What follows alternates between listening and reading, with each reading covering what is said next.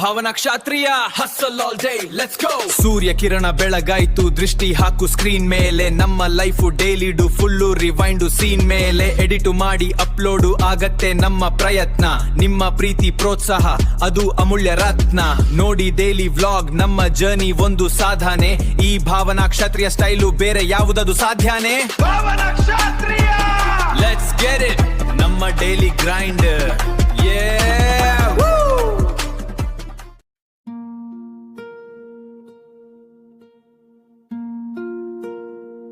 ಆಲೂಗಡ್ಡೆ ಕರಿ ಮಾಡ್ತಾ ಇದ್ದೀವಿ. ಗ್ರೀನ್ ಬೇಸ್ ಕರಿ ಆಗಿರುತ್ತೆ ಇದು.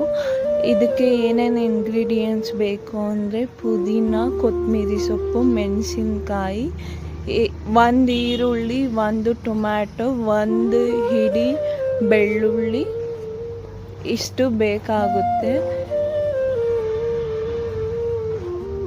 ಪುದೀನ, ಕೊತ್ತಂಬರಿ ಸೊಪ್ಪು, 1 ಈರುಳ್ಳಿ, ಟೊಮ್ಯಾಟೊ ಮತ್ತು ಬೆಳ್ಳುಳ್ಳಿನ ಗ್ರೈಂಡ್ ಮಾಡಿಕೊಂಡು, ತೆಂಗಿನಕಾಯಿ ಥಿಕ್ನೆಸ್ಗೋಸ್ಕರ ಆ್ಯಡ್ ಮಾಡ್ಕೊಳ್ತಾ ಇದ್ದೀನಿ. ನಿಮಗೆ ಗಟ್ಟಿ ಬೇಡ ಅಂದರೆ ಸ್ಕಿಪ್ ಮಾಡ್ಬೋದು ತೆಂಗಿನಕಾಯಿನ. ಇದಿಷ್ಟು ಹಾಕ್ಕೊಂಡು ಗ್ರೈಂಡ್ ಮಾಡಿ ಸ್ಮೂತ್ ಪೇಸ್ಟ್ ಮಾಡ್ಕೊಳ್ಳಿ.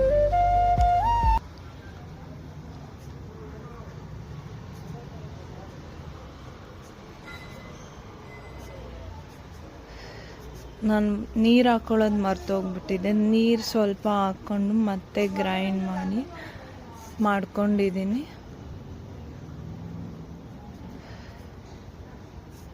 ಸಿಂಪಲ್, ಈಸಿ ಮತ್ತು ಬೇಗ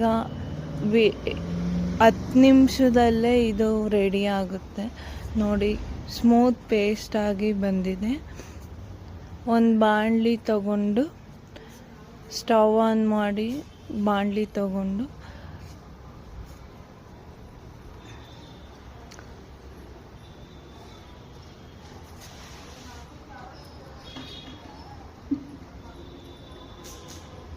ನಾನು ಆ ಕಡೆ ರೈಸ್ ಮಾಡ್ಕೊಳ್ತಿದ್ದೀನಿ. ರೈಸ್ಗೆ ಆಲೂ ಕರಿ, ಚಪಾತಿಗೂ ಮಾಡ್ಕೊಳ್ಬೋದು. ಬೇಗ ವಿತಿನ್ 10 ಮಿನಿಟ್ಸಲ್ಲಿ ಆಗುತ್ತೆ.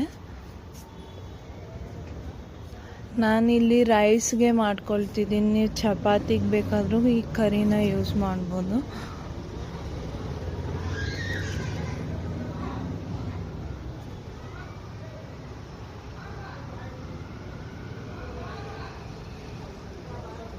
ನಾನು ಸ್ಟವ್ ಆನ್ ಮಾಡಿ ಚಿಕ್ಕ ಬಾಣಲಿ ತೊಗೊಂಡಿದ್ದೀನಿ.